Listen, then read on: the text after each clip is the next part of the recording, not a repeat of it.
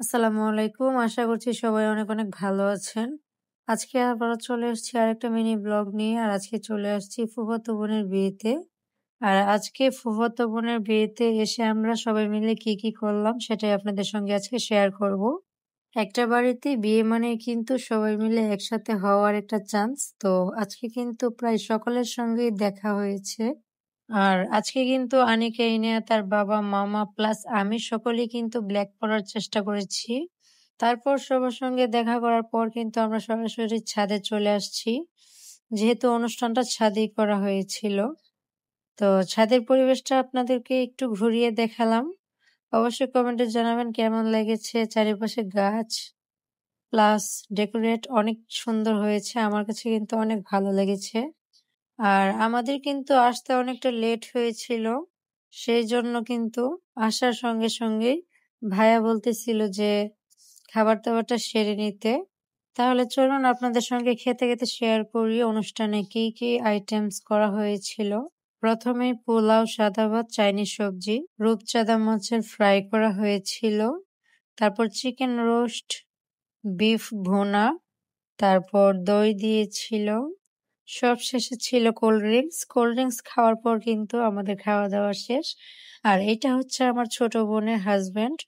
আর ছোট বোনের হাসব্যান্ডকে এখন পিঠার খদর দেওয়া হয়েছে। আর নতুন জামাইয়ের যে গেট ধরার একটা পার্ট থাকে ওইটা আসলে আমি খাবার খেতে স্কিপ করে ফেলেছি। যেতে পারিনি, আপনাদের সঙ্গে শেয়ার করতে পারিনি। ওইটার জন্য আমি দুঃখিত। আর এইদিকে কিন্তু জামাইকে হাত ধোয়ানোর জন্য অনেকে উঠে পড়ে লেগেছিল। এটা আসলে বিয়েবাড়িতে এই মজাগুলা করাই হয়। তো এখানেও সেইরকম ভাবে ওরা একটু মজা করতেছিল। আর তারপর কিন্তু নতুন জামাইকে খাবার দেওয়ার যে একটা খদরের মতো থাকে ওইটা দেওয়া হয়েছিল।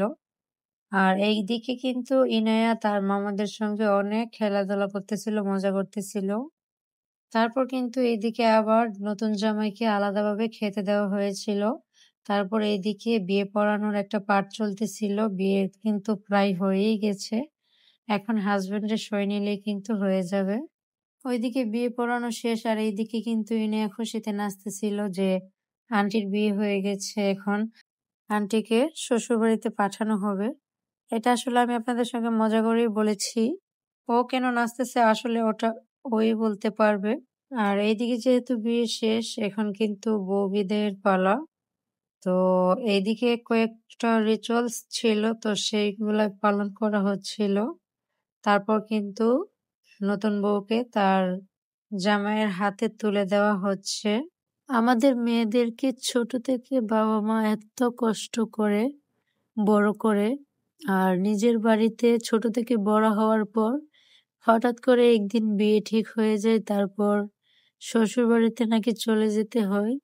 ছোট থেকে বড় হওয়া সেই নিজের বাড়িটাকে ছেড়ে হাজবেন্ডের বাড়িতে চলে যেতে হয়। আর প্রত্যেকটা মানুষের সাথে ওখানে গিয়ে সবকিছু মানিয়ে নিতে হয়। আর প্রত্যেকটা মেয়ের জীবনে কিন্তু এই দিনটা আসলেই অনেক কষ্টের। নিজের মা বাবা বাড়িকে ছেড়ে অন্য একটা বাড়িতে চলে যেতে হয়। তো আমার ছোট বোনটার জন্য সবাই অনেক অনেক দোয়া করবেন। ও যাতে ওর হাজবেন্ডের বাড়িতে গিয়ে ওর হাজবেন্ড তার প্রত্যেকটা ফ্যামিলি, প্রত্যেকটা মানুষের সঙ্গে মানিয়ে গুছিয়ে নিতে পারে। ও যাতে অনেক সুখে থাকে। সবাই ওর জন্য অনেক দোয়া করবেন। সবাই ভালো থাকবেন। ভিডিও ভালো লাগলে লাইক, কমেন্ট, শেয়ার এবং সাবস্ক্রাইব করতে ভুলবেন না। আজকের মতো এই পর্যন্তই। আল্লাহ হাফেজ।